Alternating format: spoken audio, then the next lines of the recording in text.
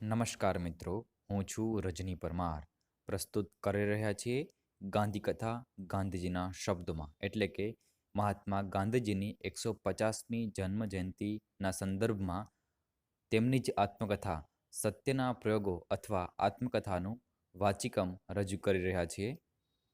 5 ભાગમાં રહેલી આ આત્મકથામાંથી પ્રસ્તુત છે તેનો પ્રથમ ભાગ. પ્રકરણ 3, બાળ વિવાહ.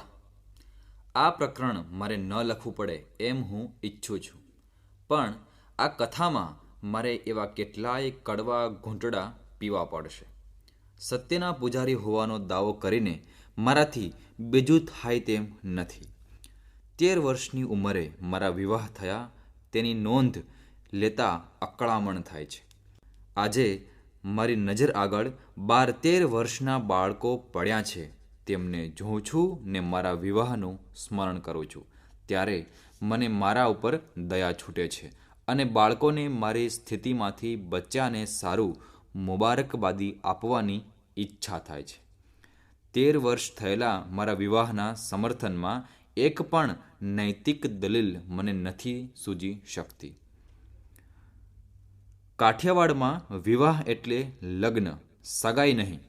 સગાઈ એટલે 2 બાળકોને પરણાવવાનો મા બાપો વચ્ચે થયેલો કરાર. સગાઈ તૂટી શકે. સગાઈ થઈ ગઈ હોય છતાં વર મરે તો કન્યા રાંડતી નથી. સગાઈમાં વર કન્યાને કશો સંબંધ નથી રહેતો. બંનેને ખબર પણ ન હોય. મારી એક પછી એક 3 વાર સગાઈ થયેલી. ત્રણેય સગાઈ ક્યારે થઈ એની મને કશીય ખબર નથી. 2 કન્યાઓ એક પછી એક મરી ગઈ એમ મને કહેવામાં આવેલું. તેથી જ હું જાણું છું કે મારી 3 સગાઈઓ થયેલી. ત્રીજી સગાઈ 7 વર્ષની ઉંમરે થયેલી હશે એવું કંઈક સ્મરણ છે, પણ સગાઈ થઈ ત્યારે મને કશું કહેવામાં આવેલું હોય એવું મને ભાન નથી.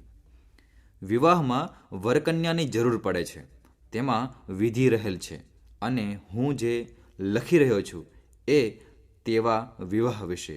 વિવાહનું સ્મરણ મને પૂરેપૂરું છે. અમે 3 ભાઈઓ હતા. તેમાં સૌથી મોટા પરણી ચૂક્યા હતા. વચેટ મારાથી 2 કે 3 વર્ષના મોટા હતા. તેમના મારા કાકાના નાના દીકરા, જેમની ઉંમર મારા કરતાં કદાચ એકાદ વર્ષ વધારે હશે, તેમના અને મારા એમ 3 વિવાહ એક સાથે કરવાનો વડીલોએ નિશ્ચય કર્યો. આમાં અમારા કલ્યાણની વાત નહોતી. અમારી ઈચ્છા તો હોય જ નહીં. આમાં કેવળ વડીલોની સગવડની અને ખર્ચની વાત હતી. હિન્દુ સંસારમાં વિવાહ જેવી તેવી વસ્તુ નથી. વરકન્યાના મા બાપો વિવાહની પાછળ ખુવાર થાય છે, ધન લૂંટાવે છે અને વખત લૂંટાવે છે. મહિનાઓ અગાઉથી તૈયારીઓ થાય, કપડાં બને, દાગીના બને, નાતો જમાડવાના અડછટ્ટા નીકળે, ભોજનની વાનગીઓની હરીફાઈ થાય.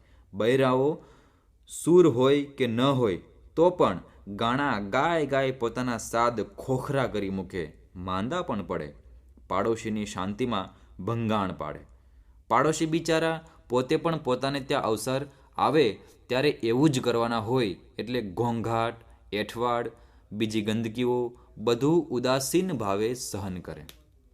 આવી ધમાલ 3 વખત કરવાને બદલે એક જ વખત કરી હોય તો કેવું સારું. ખર્ચ ઓછો થાય છતાં વિવાહ શોભે. કેમ કે 3 વિવાહ સાથે થાય એટલે છૂટથી દ્રવ્ય ખર્ચી શકાય. પિતાજી અને કાકાશ્રી વૃદ્ધ હતા.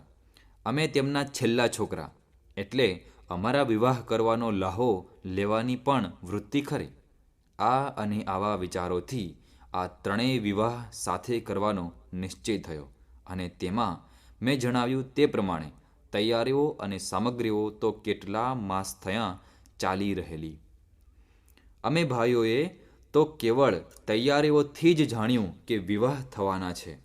એ વેળાએ મને તો સારા કપડાં પહેરશું, વાજા વાગશે, ફુલેકા ચડશે, સારા ભોજનો મળશે, એક નવી બાળા સાથે વિનોદ કરશું વગેરે અભિલાષા ઉપરાંત બીજું વિશેષ હોય એવું સ્મરણ નથી. વિષય ભોગવવાની વૃત્તિ તો પાછળથી આવી. તે કેમ આવી તે હું વર્ણવી શકું છું, પણ એવી જિજ્ઞાસા વાંચનારે ન રાખવી. આ મારી શરમ ઉપર હું પડદો નાખવા ધારું છું. કેટલુંક જે જાણવા જેવું છે તે હવે પછી તમને કહીશ. પણ એ વસ્તુની વિગતોને મેં જે મધ્યબિંદુ મારી નજર આગળ રાખેલું છે તેની સાથે થોડો સંબંધ છે. અમને 2 ભાઈઓને રાજકોટથી પોરબંદર લઈ જવામાં આવ્યા. ત્યાં જે પીઠી ચોળવા ઇત્યાદિના વિધિ થયા એ બધું જો કે રમૂજી છે છતાં મૂકી દેવા યોગ્ય છે. પિતાશ્રી દિવાન છતાં નોકર વળી રાજપ્રિય એટલે વધારે પરાધીન. ઠાકોર સાહેબ છેલ્લી ઘડી સુધી જવા જ ન દે. છેવટે જ્યારે જવા દીધા ત્યારે ખાસ ટપ્પા ગોઠવ્યા અને 2 જ દિવસ અગાઉ મોકલ્યા. પણ દેવે બીજું જ ધારેલું. રાજકોટથી પોરબંદર 60 ગાંવ છે. ગાડા વાટે 5 દિવસનો રસ્તો હતો. પિતાજી 3 દિવસમાં આવ્યા. છેલ્લા મજલમાં ટાંગો ઊંધો વળ્યો. પિતાજીને સખત વાગ્યું. હાથે પાટા, પૂંઠે પાટા. વિવાહમાંથી તેમનો અને અમારો અડધો રસ ગયો. પણ વિવાહ તો થયા જ. લખેલા મુહૂર્ત કંઈ ફરે? હું તો વિવાહના બાળ ઉલ્લાસમાં પિતાજીનું દુઃખ ભૂલી ગયો. પિતૃભક્ત ખરો જ, પણ વિષયભક્ત પણ એવો જ ના? અહીં વિષયનો અર્થ એક ઇન્દ્રિયનો વિષય ન કરાય, પણ ભોગો માત્ર. માતા પિતાની ભક્તિ પાછળ સર્વ સુખનો ત્યાગ કરવો જોઈએ એ ભાન હવે પછી આવવાનું હતું. આમ છતાં કેમ જાણે મારે આ ભોગેચ્છાની શિક્ષા જ ભોગવવાની હોય નહીં? તેવી રીતે મારી જિંદગીમાં એક અવળો પ્રસંગ બન્યો જે મને આજ લગી સાલે છે. જ્યારે નિષ્કુળાનંદનું ત્યાગ ન ટકે વૈરાગ્ય વિના કરીએ કોટી ઉપાયજી ગાઉં છું અથવા સાંભળું છું ત્યારે એ અવળો અને કડવો પ્રસંગ મને યાદ આવે છે ને શરમ આવે છે. બાપે થપાટ મારીને મોઢું લાલ રાખ્યું. શરીરે પીડા ભોગવવા છતાં વિવાહમાં ભાગ પૂરો લીધો.